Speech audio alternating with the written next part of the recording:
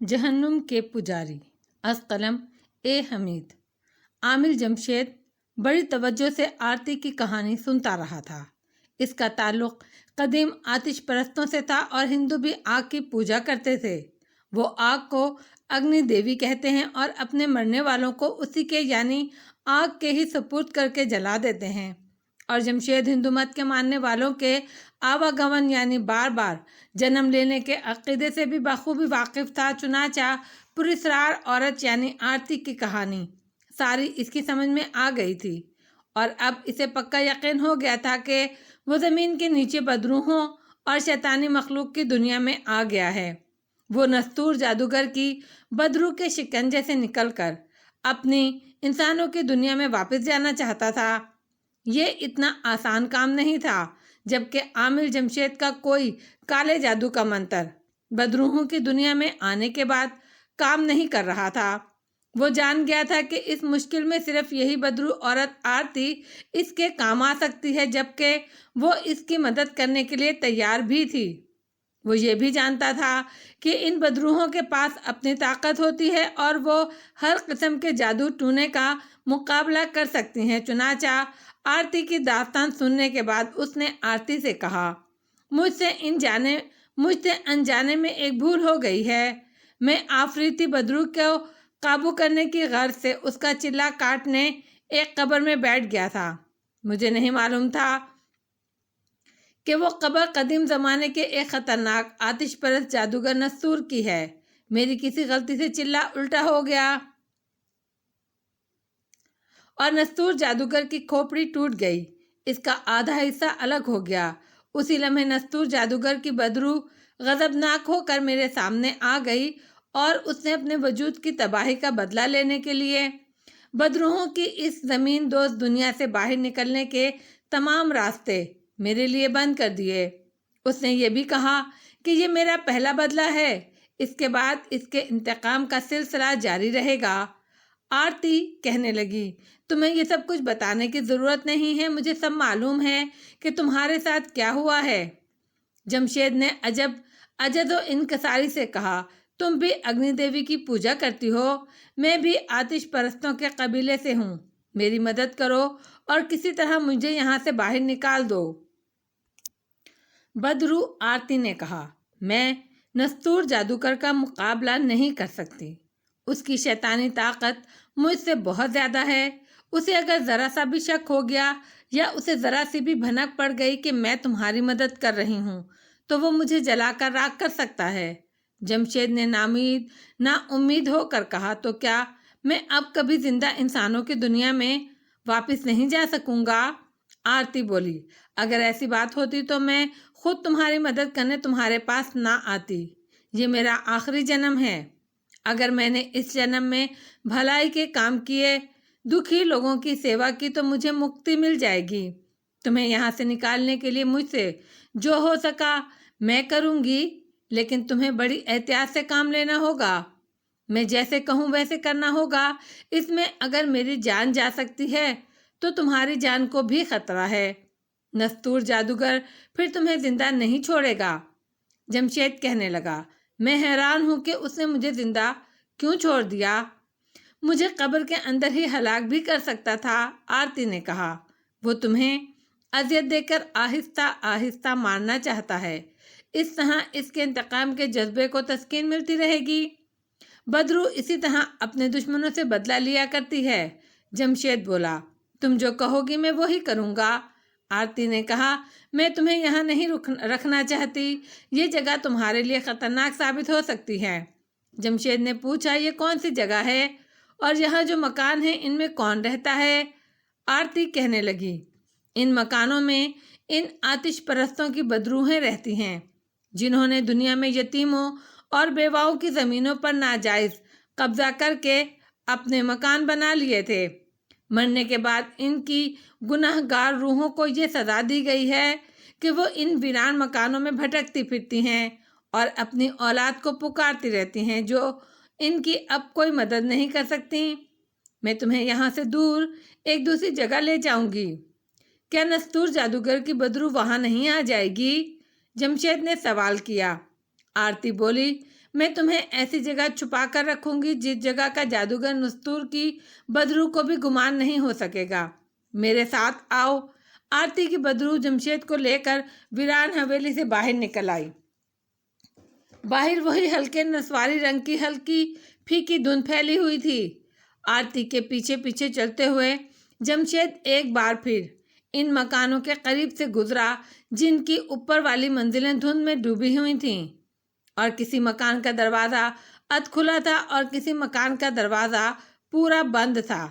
ان مکانوں کے قریب سے گزرتے ہوئے جمشید نے بڑی درد انگیز مردانہ آوازیں سنیں۔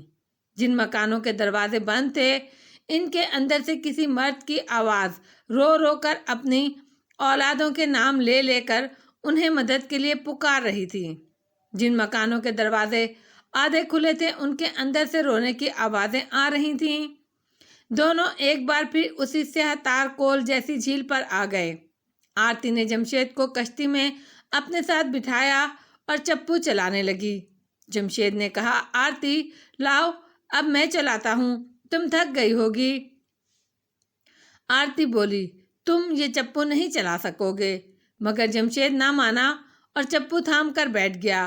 جیسے ہی اس نے جھیل کے تارکول جیسے گاڑھے اور سیاہ پانی میں چپو چلانے کی کوشش کی تو ایسا محسوس ہوا جیسے جھیل کا گاڑھا پانی پتھر کی طرح سخت ہو گیا ہے اور دونوں چپو اس میں جامد ہو گئے ہیں۔ آرتی نے جلدی سے چپو خود سنبھال لیے اور آہستہ آہستہ مگر زور لگا کر چلانے لگی۔ اس نے کہا، یہ میرا عذاب ہے، اسے تم نہیں اٹھا سکتے۔ ہاں، اگر تم نے دنیا میں نیک کام نہ کیے اور گناہ کے کام کرتے رہے تو مرنے کے بعد تمہاری گناہگار روح بھی اسی عذاب میں مبتلا ہو جائے گی۔ جمشید کا دل خوف سے کانپ اٹھا۔ کشتی جھیل میں رک رک کر چل رہی تھی۔ جھیل کی سطح کالی سیاہ تھی۔ دھند آہستہ آہستہ کم ہو رہی تھی۔ جھیل کا پاٹ چوڑا ہو گیا تھا۔ دور جھیل کے اوپر سیاہ سا بادل دکھائی دے رہا تھا۔ کشتی کا رخ اسی بادل کی طرف تھا۔ جمشید نے آرتی سے پوچھا، یہ جھیل کے اوپر بادل سا کیا ہے؟ آرتی نے کہا، جسے تم بادل سمجھ رہے ہو ہم وہیں جا رہے ہیں، لیکن اگر تم خاموشی رہو تو بہتر ہوگا۔ ہماری باتیں فضا میں موجود دشمن بدروحوں تک پہنچ سکتی ہیں۔ جمشید بالکل چپ ہو گیا۔ کشتی دیر تک چلتی رہی۔ دھند کی چادر پتلی ہو گئی۔ جس کو جمشید بادل سمجھ رہا تھا وہ بادل نہیں تھا، بلکہ چھوٹی بڑی سیاہ رنگ کی چٹانیں تھیں جو جھیل کی سطح سے باہر نکلی ہوئی تھیں۔ کوئی چٹان مخروطی یعنی تکونی تھی، کوئی چوڑی اور بہت بڑی تھی، اور اس کے اوپر کالے برج بنے ہوئے تھے۔ ہر چٹان کے گرد دھند کی لہریں لپٹی ہوئی تھیں۔ کشتی ان چٹانوں کے درمیان سے گزر رہی تھی۔ ان سیاہ فام بلند و بالا خاموش ساکت چٹانوں کو دیکھنے ہی سے جمشید پر ایک ہیبت طاری ہو رہی تھی۔ وہاں کوئی آواز نہیں تھی۔ جھیل کا سیاہ پانی گاڑھا ہونے کی وجہ سے چپو کے چلنے کی آوازیں بھی نہیں آ رہی تھیں۔ چٹانیں بہت قریب قریب آ گئیں۔ ان کے درمیان کالے پانی کی گلیاں سی بن گئیں۔ کتنی ہی ہیبت ناک چٹانوں کے درمیان سے گزرنے کے بعد آرتی کشتی کو ایک بہت بڑی چٹان کے عقب میں لے آئی۔ اس سیاہ فام چٹان کی چوڑی دیوار جھیل میں سے نکل کر بالکل سیدھی اوپر تک چلی گئی تھی۔ چٹان کے اوپر وہ 3 برج جمشید کو نظر آئے۔ یہ برج والی چٹان تھی۔ چٹان کے عقب میں جھیل کا پانی ایک بہت بڑے غار میں داخل ہو گیا تھا۔ آرتی کشتی کو غار کے اندر لے گئی۔ غار ایک کشادہ سرنگ کی طرح تھی جس کی دیواروں میں سے سیاہ پانی رس رہا تھا اور اس کے موٹے موٹے قطرے پانی میں ٹپک رہے تھے۔ کشتی آہستہ آہستہ غار کے اندر بڑھ رہی تھی۔ ایک جگہ سے اچانک کسی عورت کی تکلیف دہ چیخ کی آواز بلند ہوئی۔ جمشید سہم گیا۔ وہ آرتی سے اس چیخ کے بارے میں پوچھنے ہی والا تھا کہ آرتی نے اپنے ہونٹوں پر انگلی رکھ کر اسے چپ رہنے کا اشارہ کیا۔ چیخ کی آواز غار میں کچھ دیر تک گونجتی رہی، پھر غائب ہو گئی۔ کشتی غار کے اندر ایک ایسی جگہ پر آ گئی جہاں غار کی دیوار میں گول شگاف بنا ہوا تھا۔ اس شگاف کے باہر پتھر کی سیڑھیاں تھیں جو جھیل کے سیاہ پانی میں اتر گئی تھیں۔ آرتی نے کشتی ان سیڑھیوں کے ساتھ لگا دی اور آہستہ سے کہا، میرے ساتھ آؤ۔ شگاف کے اندر پتھروں میں چند قدم چلنے کے بعد دیوار میں ایک زینہ اوپر کو جاتا تھا۔ آرتی زینہ چڑھنے لگی، جمشید اس کے پیچھے تھا۔ زینہ تھوڑا سا گھوم کر اوپر جا کر ختم ہو گیا۔ آگے کالے پتھروں کی ایک تنگ سی چوکھٹ تھی۔ چوکھٹ کے پاس آ کر آرتی رک گئی۔ جمشید اس کے پیچھے تھا۔ آرتی نے اپنے ہونٹ جمشید کے کان کے قریب لا کر سرگوشی میں کہا، چاہے کچھ ہو جائے خاموش رہنا، ٹھہر جاؤ۔ اتنا کہہ کر آرتی نے جیسے ہی چوکھٹ کے اندر قدم رکھا، ایک انسانی ڈھانچہ دیوار میں سے نکل کر اس کے سامنے آ گیا۔ ڈھانچے کی پسلیوں کی ہڈیوں کے ساتھ ساتھ چھوٹے چھوٹے سانپ لپٹے ہوئے تھے۔ ان کی کھوپڑی کا منہ کھلا تھا۔ ڈھانچے نے اپنے دونوں پنجے آرتی کو دبوچنے کے لیے آگے بڑھائے۔ آرتی نے اپنے بازو اوپر اٹھا دیے اور کسی عجیب و غریب شیطانی زبان میں کوئی منتر پڑھا۔ منتر کے پڑھتے ہی انسانی ڈھانچے نے اپنے ہاتھ پیچھے کر لیے اور جس دیوار میں سے نکلا تھا اسی دیوار میں غائب ہو گیا۔ آرتی نے جمشید کو پیچھے آنے کا اشارہ کیا اور جمشید اس کے پیچھے چل پڑا۔ وہ ایک تنگ سرنگ میں سے گزر کر ایک ایسی کوٹھی میں آ گئے جس کی ایک کھڑکی کھلی ہوئی تھی اور باہر سے دھندلی دھندلی روشنی اندر آ رہی تھی۔ کوٹھی کا فرش سیاہ پتھر کا تھا، دیواریں بھی سیاہ پتھریلی تھیں۔ ایک جگہ دیوار میں ایک طاق بنا ہوا تھا۔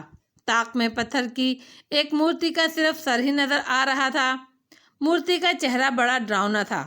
آرتی نے مورتی کے آگے کھڑے ہو کر ہاتھ جوڑ کر کوئی منتر پڑھا اور بولی، ماتا تو سب کچھ جانتی ہے، اس انسان سے یہ غلطی ہو گئی ہے اور یہ نستور جادوگر کی بدروح کی پکڑ میں آ گیا ہے۔ یہ اپنے کیے پر پچھتا رہا ہے۔ میں اسے واپس انسانوں کی دنیا میں پہنچانا چاہتی ہوں، مگر تیری سہایتا کے بغیر میں ایسا نہیں کر سکتی۔ مجھے شکتی دے کہ میں اسے نستور جادوگر کی بدروح کے پنجے سے نکال سکوں۔ اتنا کہہ کر آرتی ہاتھ باندھے مورتی کے آگے جھک گئی۔ وہ کچھ دیر اسی حالت میں کھڑی رہی۔ جمشید سامنے والی دیوار کے ساتھ لگ کر یہ سب کچھ دیکھ رہا تھا۔ اچانک ایسی آواز آئی جیسے بڑے زور سے بادل گرجے ہوں۔ مورتی میں سے آسمانی بجلی کی ایک لہر نکلی اور آرتی کے سر میں داخل ہو کر غائب ہو گئی۔ سناٹا چھا گیا۔ آرتی نے سر اٹھایا۔ اس نے کہا، ماتا تو نے میری پرارتھنا سویکار کر لی۔ میں وچن دیتی ہوں کہ اس طرح بھلائی کے کام کرتی رہوں گی۔ اس نے طاق میں ہاتھ ڈال کر مورتی کے ماتھے پر انگلی لگا کر اسے اپنے ماتھے پر لگایا اور سر جھکا کر پرنام کرنے کے بعد پلٹ کر جمشید کے پاس آ کر بولی، ہاتھ باندھ کر سیدھے کھڑے ہو جاؤ۔ جمشید نے ایسا ہی کیا۔ آرتی نے اپنا بازو پھیلا کر مٹھی بند کر لی اور بولی، ماتا کے حکم پر میرے پاس آ جا۔ اس کے بعد آرتی نے مٹھی کھولی تو اس میں چھوٹا سا کالا بچھو تھا۔ یہ بچھو بالکل ساکت تھا، کوئی حرکت نہیں کر رہا تھا۔ بچھو ایک کالے دھاگے میں پرویا ہوا تھا۔ آرتی کہنے لگی، یہ ماتا کا بچھو ہے، یہ ماتا کا وردان ہے، اپنا بایاں بازو آگے کرو۔ جمشید نے آستین اونچی کر کے اپنا بایاں بازو آگے کر دیا۔ آرتی بچھو کو اس کے بازو پر باندھنے لگی۔ جمشید کو محسوس ہوا کہ بچھو پتھر کا ہے۔ کالا بچھو جمشید کے بازو پر باندھنے کے بعد آرتی نے کہا، جب تک ماتا کا بچھو تمہارے بازو پر بندھا ہوا ہے تم پر نستور جادوگر کی بدروح کا کوئی منتر اثر نہیں کر سکے گا، لیکن ماتا کا بچھو تمہیں اس دنیا سے باہر نکلنے میں تمہاری کوئی مدد نہیں کر سکے گا۔ یہ صرف زمین کے نیچے کی بدروحوں کی دنیا میں ہی تمہارے کام آ سکے گا، لیکن مجھے تو اس دنیا سے باہر نکلنا ہے، جمشید نے کہا۔ آرتی نے جواب دیا، یہ سب کچھ میں تمہیں تمہاری دنیا میں واپس پہنچانے کے لیے ہی کر رہی ہوں، لیکن اس کے لیے سب سے پہلے تمہیں اس دنیا میں رکشا کرنا اور تمہیں تمہارے دشمن نستور جادوگر کی بدروح سے بچانا ضروری ہے۔ اس کے بعد میں تمہیں یہاں سے نکالنے کی کوشش کروں گی۔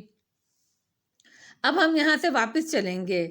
آرتی نے جمشید کو ساتھ لیا اور برجوں والی کالی چٹان میں سے نکل کر اس جگہ آ گئی جہاں اس نے جھیل کے اوپر سیاہ دلدلی پانی میں کشتی کھڑی کی تھی۔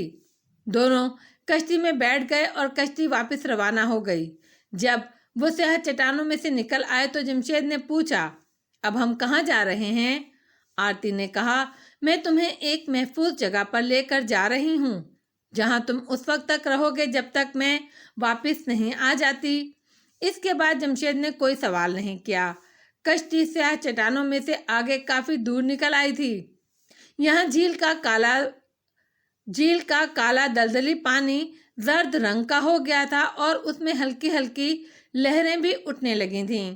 جھیل کا پانی اب گاڑھا اور جمع ہوا نہیں رہا تھا۔ آرتی بڑی آسانی سے چپو چلا رہی تھی۔ جمشید نے کہا، جھیل کا پانی زرد کیوں ہو گیا ہے آرتی؟ آرتی نے کہا، اس کا جواب میں تمہیں نہیں دے سکتی، بہتر یہی ہے کہ تم کوئی سوال مت پوچھو۔ جمشید خاموش ہو گیا۔ زرد پانیوں میں سے کشتی کافی دیر تک چلتی رہی۔ ایک جگہ جمشید نے زرد پانی میں تیرتی ہوئی زرد رنگ کی انسانی لاش دیکھی۔ لاش کے سر میں سے خون کا فوارہ چھوٹ رہا تھا، جس سے جھیل کا زرد پانی لال ہو رہا تھا۔ لال کشتی کے قریب سے بہتی ہوئی گزر گئی۔ جمشید آرتی سے پوچھنا چاہتا تھا کہ یہ کس کی لاش ہے، مگر آرتی نے اسے سوال کرنے سے منع کیا ہوا تھا۔ وہ خاموش رہا۔ دور جھیل میں سے باہر ابھری ہوئی کچھ پہاڑیاں دکھائی دیں۔ آرتی نے خود ہی ان پہاڑیوں کی طرف اشارہ کر کے کہا، ہمیں ان پہاڑوں میں جانا ہے، یہ زرد لاشوں کا جزیرہ ہے۔ جمشید کچھ پوچھنے کے بجائے دور سے نظر آنے والی پہاڑیوں کو دیکھنے لگا۔ کشتی ان پہاڑیوں کے قریب آ گئی تھی۔ یہ کسی جزیرے کی پہاڑیاں تھیں۔ اس جزیرے پر زرد رنگ کی پتلی دھند پھیلی ہوئی تھی۔ زرنگار ایسے رنگ کی چھوٹی چھوٹی پہاڑیوں نے جزیرے کو چاروں طرف سے گھیر رکھا تھا۔ جزیرے کے سارے درخت سوکھے اور خشک تھے۔ کسی درخت کی ٹہنی پر کوئی پتا نہیں تھا۔ سوکھی ہوئی ٹہنیاں نیچے کو لٹک رہی تھیں، جیسے مردہ ہو چکی ہوں۔ زمین پر زرد رنگ کی گھاس اگی ہوئی تھی۔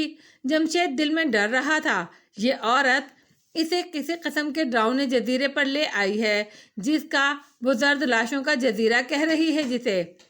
ابھی تک جمشید کو کوئی زرد لاش دکھائی نہیں دی تھی۔ کشتی کنارے پر لگا کر وہ آرتی کے ساتھ چل پڑا۔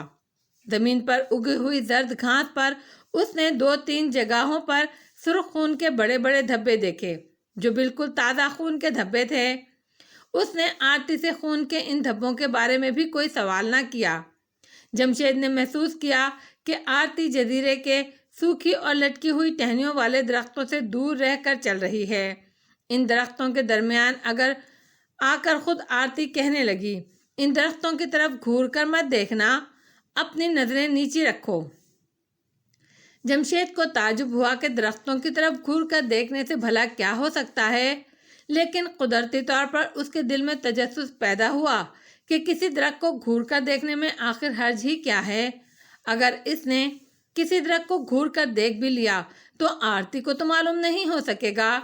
چنانچہ چلتے چلتے اس نے اپنے بائیں جانب کے ایک خشک سوکھے ہوئے درخت کو گھور کر دیکھ لیا۔ اس کے ایسا کرنے سے درخت کی لٹکی ہوئی مردہ شاخوں میں جیسے جان پڑ گئی۔ ایک دم سے 2 شاخیں اوپر کو اٹھ کر جمشید کی طرف اس طرح بڑھیں جیسے اسے دبوچ لینا چاہتی ہوں۔ آرتی نے فوراً جمشید کا بازو پکڑ کر زمین پر بٹھا لیا اور خود بھی اس کے ساتھ بیٹھ گئی۔ سوکھے درخت کے سوکھی ہوئی انسانی پنجوں کی طرح کی شاخیں، جہاں تھوڑی دیر پہلے جمشید کھڑا تھا، وہاں ہوا میں ادھر ادھر ہاتھ چلانے لگیں، جیسے جمشید کو تلاش کر رہی ہوں۔ وہ زمین سے 5 فٹ کی بلندی پر ایسا کر رہی تھی، اس سے نیچے نہیں آ رہی تھیں۔ کافی دیر تک سوکھی ہوئی انسانی پنجوں والی شاخیں ہوا میں جمشید کو تلاش کرتی رہیں، پھر پیچھے ہٹ گئیں اور اس طرح دوبارہ مردہ ہو کر نیچے لٹک گئیں۔ آرتی جمشید کو کھینچتی ہوئی دور لے گئی اور غصے سے بولی، جب میں نے تمہیں منع کیا تھا تو تم نے درخت کی طرف گھور کر کیوں دیکھا تھا؟ جمشید نے سچ بتا دیا اور بولا، مجھ سے غلطی ہو گئی، معاف کر دو مجھے۔ آرتی نے اپنے غصے پر قابو پاتے ہوئے کہا، اگر آئندہ تم نے اس قسم کی کوئی حرکت کی تو میں تم سے الگ ہو جاؤں گی، اور پھر تم جو چاہو کرنا، جہاں چاہو چلے جانا۔ جمشید نے معذرت چاہنے کے انداز میں کہا، آئندہ ایسا ہرگز نہیں ہوگا۔ آرتی کہنے لگی، تمہیں معلوم ہے اگر میں تمہیں جلدی سے پکڑ کر نیچے نہ بٹھاتی تو کیا ہو جاتا؟ उस दरख्त ने तुम्हारी लाश की हड्डियों को भी नहीं छोड़ना था। जमशेद ने अपनी संगीन गलती का एतराफ़ करते हुए एक बार फिर आरती से माजरत चाही और वादा किया कि वो आइंदा इसकी हुक्म अदूली नहीं करेगा। चलते चलते वो इन खौफनाक दरख्तों को पीछे छोड़ आए।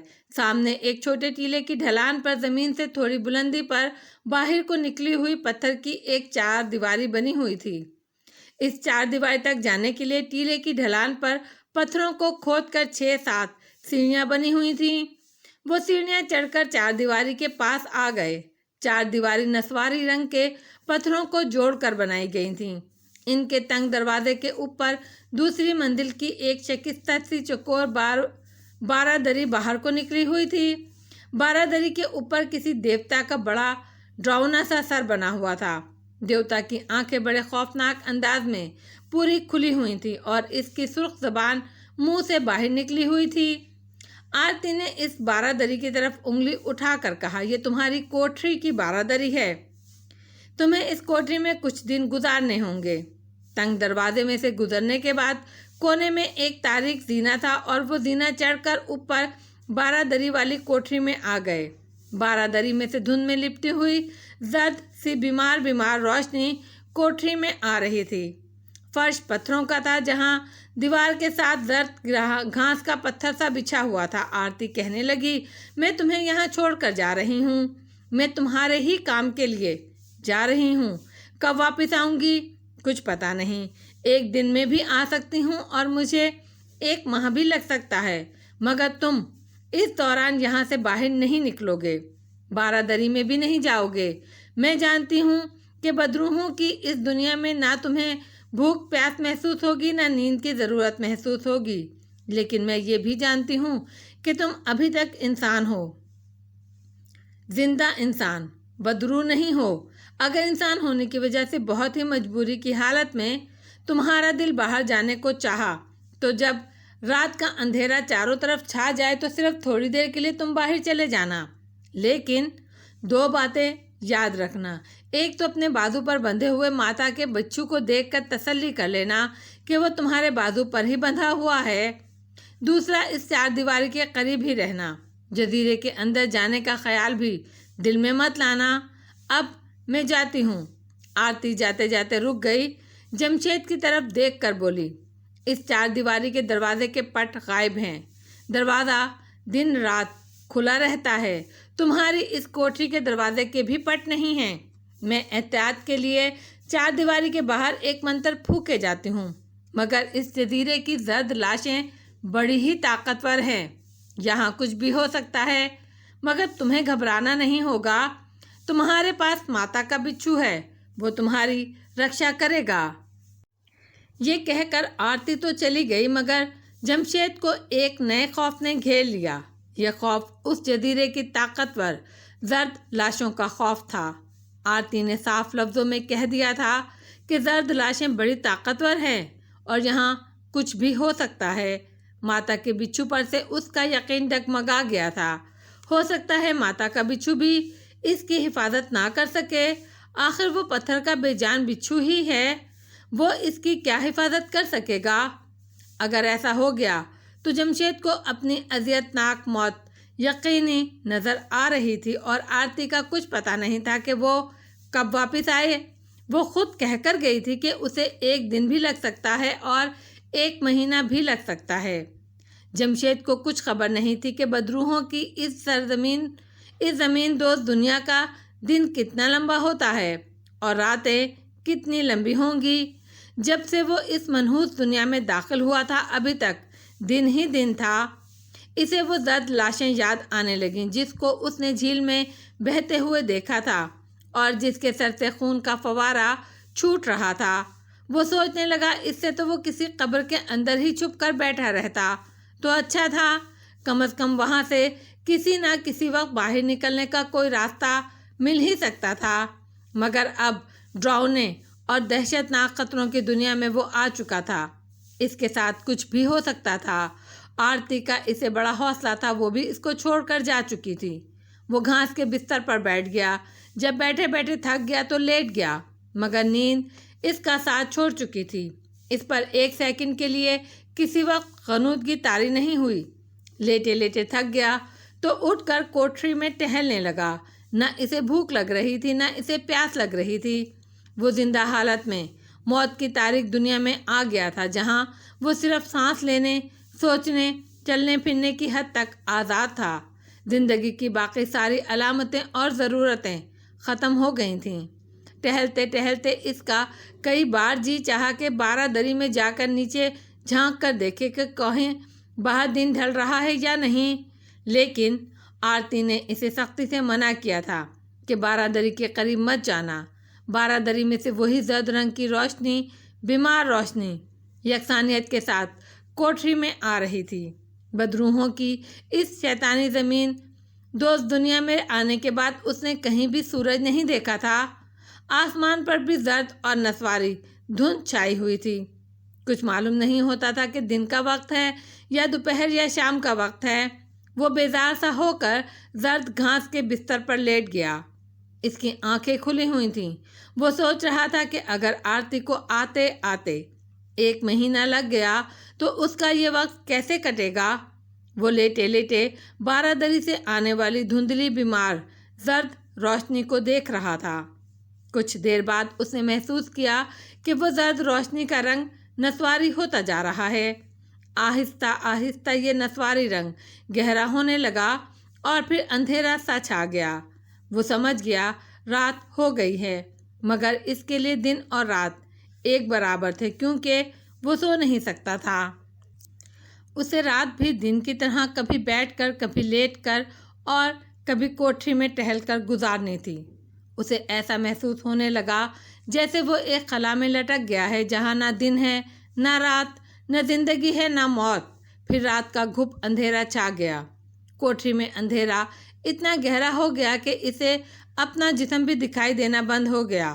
اس پر سناٹا اور خاموشی اس قدر چھا گئی جیسے کائنات کی ساری آوازیں خاموش ہو گئی ہوں۔ اسے قدیم آتش پرستوں کے کچھ ایسے منتر بھی آتے تھے جن کو پڑھ کر وہ اپنے اوپر خواب کسی کیفیت طاری کر لیا کرتا تھا، مگر بدروحوں کی زمین دوست دنیا میں آنے کے بعد اس کو ایک بھی منتر یاد نہیں رہا تھا۔ اس کا ذہن کالے جادو کے منتروں کو بالکل بھول چکا تھا۔ اس کے پاس سوائے اس کے اور کوئی چارہ نہیں تھا کہ بس گھاس کے بستر پر آنکھیں بند کر کے لیٹا رہے اور جب کبھی صبح ہو تو اٹھ کر کوٹری میں ٹہلنا اور آرتی کا انتظار کرنا شروع کر دے۔ خدا جانے رات کا کیا بجا تھا، کتنی رات گزر چکی تھی، کتنی رات باقی تھی۔ کوٹری کے اندر اور بارہ دری کے باہر اندھیرا ہی اندھیرا تھا۔ اسے اپنا آپ بھی دکھائی نہیں دیتا تھا۔ وہ خود اندھیرے میں جیسے تحلیل ہو گیا ہو۔ اس اندھیرے کو ماحول کی خاموشی اور سناٹا اور زیادہ بھیانک بنا رہا تھا، چونکہ جمشید نے عمر کا بیشتر حصہ کالے جادو کے سفلی عمل میں جادو ٹونا کرتے اور سفلی عمل کرتے گزارا تھا، اور یہ اندھیروں کی دنیا ہوتی ہے۔ اسی وجہ سے اس کے ہوش و حواس قائم تھے۔ اسے اگر کوئی ڈر تھا تو صرف اس بات کا کہ وہ زرد لاشوں کے جزیرے میں اکیلا اور بغیر کالے جادو کی طاقت کے ہے۔ کہیں کوئی بدروح یا کوئی زرد لاش آ کر اسے ہلاک نہ کر دے۔ ماتا کا بچھو جو اس نے اپنے بازو پر باندھ رکھا تھا، اسے اس پر زیادہ بھروسہ نہیں تھا۔ اس گھپ اندھیرے اور سنسان خاموشی میں جمشید نے کچھ دبی دبی سی آوازیں سنی۔ اس نے چونک کر بارہ دری کی طرف دیکھا۔ آوازیں اسی جانب سے آ رہی تھیں۔ یہ ایسی آوازیں تھیں جیسے 2-3 آدمی ماتمی منتر پڑھتے بین کرتے چلے آ رہے ہوں۔ آوازیں گھٹی ہوئی تھیں۔ بارہ دری کے قریب آ کر آوازیں بند ہو گئیں۔ جمشید اندھیرے میں ٹکٹکی باندھے بارہ دری کی طرف دیکھ رہا تھا۔ پہلے بارہ دری کے باہر اندھیرا چھایا ہوا تھا، پھر باہر اندھیرے میں زرد روشنی کا غبار سا پھیل گیا۔ ایک بار کسی کے رونے کی دبی دبی آواز آنے لگی۔ جمشید کو آرتی نے بارہ دری کے پاس جانے سے منع کیا ہوا تھا، مگر وہ بارہ دری کے پاس جا کر دیکھنا چاہتا تھا کہ باہر کیا ہو رہا ہے اور یہ کون رو رہا ہے۔ جمشید سے رہا نہ گیا۔ اس نے اپنے آپ کو یہ کہہ کر تسلی دی کہ ایک بار باہر دیکھنے سے کیا فرق پڑ جائے گا۔ वो घास के बिस्तर पर से उठा और दबे पांव चलकर बारांदरी में आकर बैठ गया। फिर उसने सर ऊंचा करके बारांदरी से नीचे झांक कर देखा। उसने देखा कि जर्द रोशनी के गुबार में जमीन पर एक आरती यानी हिंदुओं का जनाजा पड़ा है। आरती के सरहाने के दोनों जानिब दो आदमी सर झुकाए खड़े हैं। इनके कफन जर्द रंग के हैं। उन्होंने हाथ बांध रखे हैं और बारी बारी घुटी घुटी आवाज में रो रहे हैं। आरती पर जर्द कफन में लपटी एक लाश पड़ी है। लाश के चेहरे पर से कफन हटा हुआ है। उसका चेहरा जर्द और बेजान है। फिर एक जानिब से ऐसी कपकपाती हुई आवाज आई जैसे कोई किसी का नाम लेकर उसे बुला रहा हो। इस आवाज को सुनते ही आरती के पास खड़े दोनों आदमी एकदम खामोश हो गए। उन्होंने अपने सर को दोबारा झुकाया और वापस मुड़े और इस तरह सरों को झुकाए आहिस्ता आहिस्ता चलते अंधेरे में गुम हो गए। अर्थी की लाश साकित बेहिस बेहरकत पड़ी थी। किसी को डरावने अंदाज में बुलाने की जो आवाज़ एक तरफ से आई थी वो खामोश हो गई। जमशेद बारांदरी में बैठा सर बाहर निकाले देख रहा था। वही आवाज़ एक बार फिर उभरी। जमशेद उस तरफ देखने लगा। जर्द रोशनी का गुबार सिर्फ अर्थी वाली लाश के इर्द गिर्द दायरे की शक्ल में फैला हुआ था। इस दायरे के बाहर गहरी तारीकी छाई हुई थी। जमशेद ने इस गहरी तारीकी में से एक इंसानी हयूले को उभरते हुए देखा। ये इंसानी हयूला अंधेरे में से निकलकर अर्थी पर साकित पड़ी हुई लाश के गिर्द फैली जर्द रोशनी के गुबार में आया तो जमशेद को वो साफ नजर आया।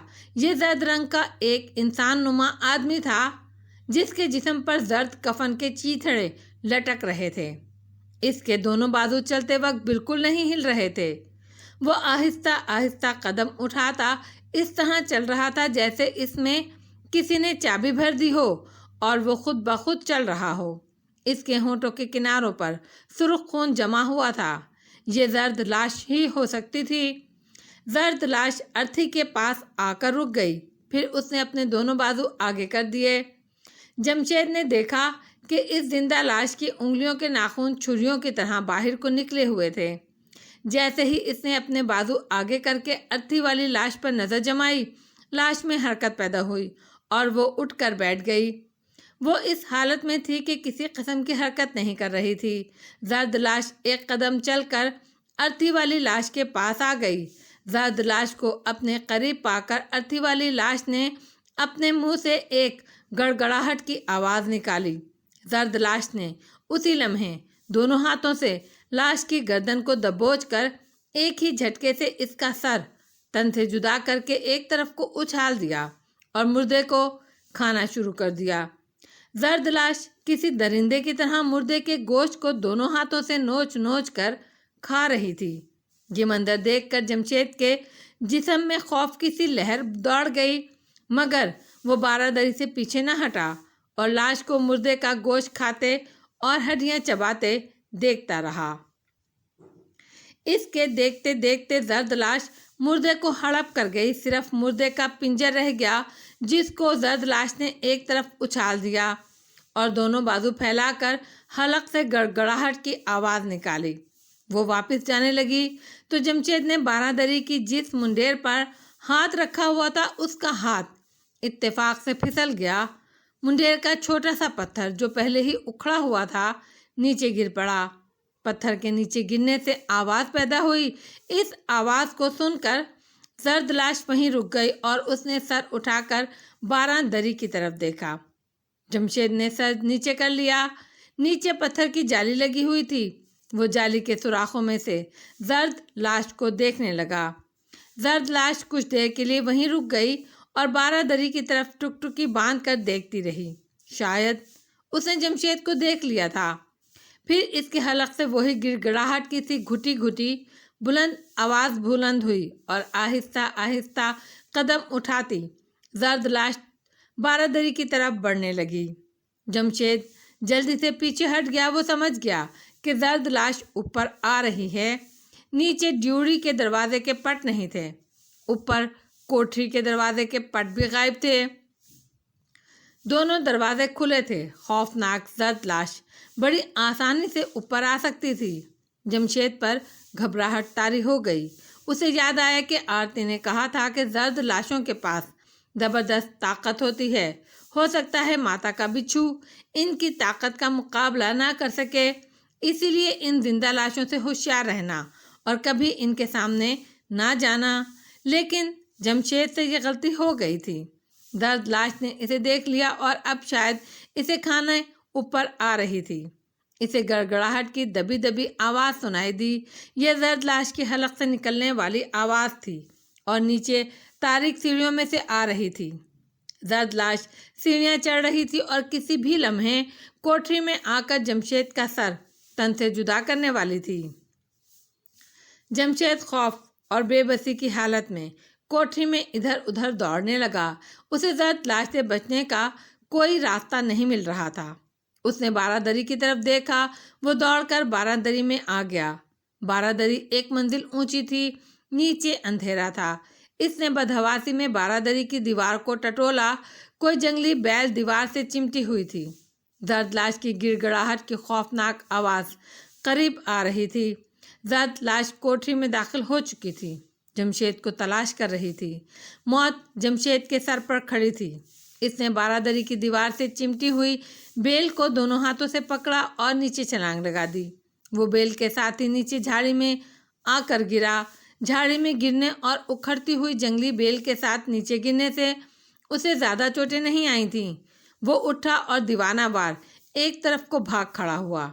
इसके चारों तरफ तारीकी ही तारीकी थी और वहीं इस तारीकी में भागता वो चला जा रहा था। कभी किसी झाड़ी में उलझ कर गिरता, गिर कर उठता और फिर दौड़ना शुरू कर देता। उसका सांस फूल गया, मगर मौत के खौफ से इसे किसी जगह रुकने नहीं दिया। इसे ऐसा लग रहा था जैसे दर्द लाश इसका ताक़ुब कर रही है और इसके पीछे दौड़ती चली आ रही है।